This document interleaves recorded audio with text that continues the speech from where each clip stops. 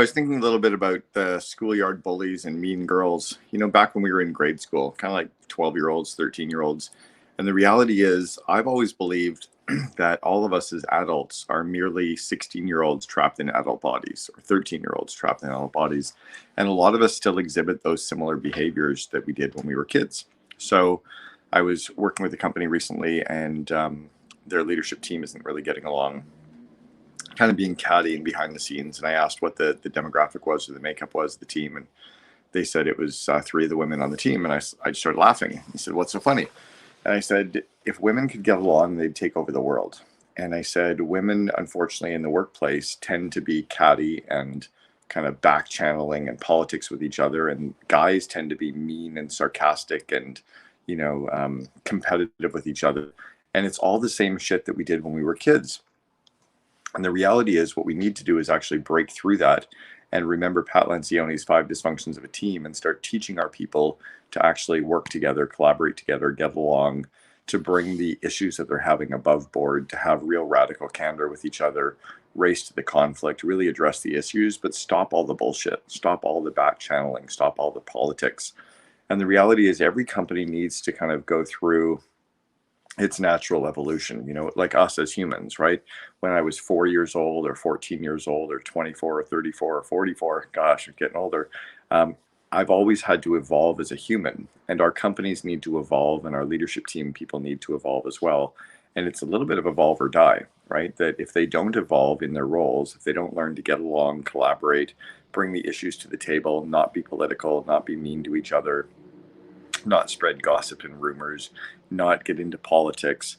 If they don't get through that stage, they won't go to the next stage of the company, because the company is going to evolve and grow, and leadership team people need to evolve and grow as well. So it's just an interesting kind of thought to bring to your leadership team, is how do they get through that? I really love still always recommending Pat Lencioni's 5 dysfunctions of a team. You can also take a look at the forming, storming, norming, performing model. And that kind of is happening with teams as well, right? Where they're kind of going through some rough times, and then they kind of get to okay, we like each other. And it's almost like the schoolyard kids, where it's like, no, you're not, I hate you and you're mean. And then all of a sudden, but I like you for that. Now you're my BFF forever. And then you transition again, right? It's the same stuff that just kind of keeps happening as kids, but it also is happening inside of our companies as well. This is where kind of some of the wisdom of leadership comes in, some of the maturity of leadership. But our job as leaders is to grow our people through this area, to help them to understand how to collaborate, how to work together, how to build trust, how to not be catty, how to not be political. Guys, how to not be so sarcastic and competitive with each other. You would never see a really good elite sports team with all the politics happening, because the reality is, every athlete is out on the field trying to win for the good of the team. And if they don't, they're going to get taken off the team right away.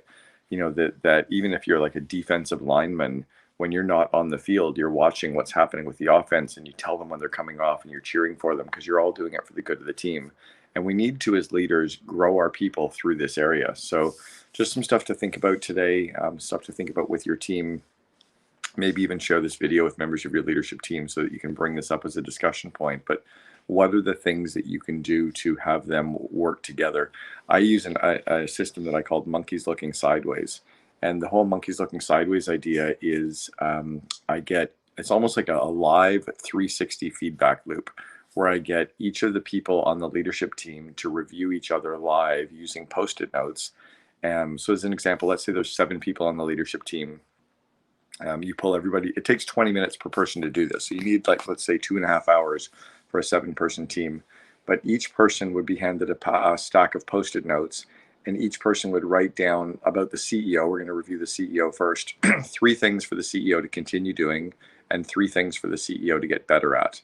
And then you're going to have the most junior person read out those 3 things that they can continue and 3 things to work on. The CEO is allowed to say thank you or ask a clarifying question.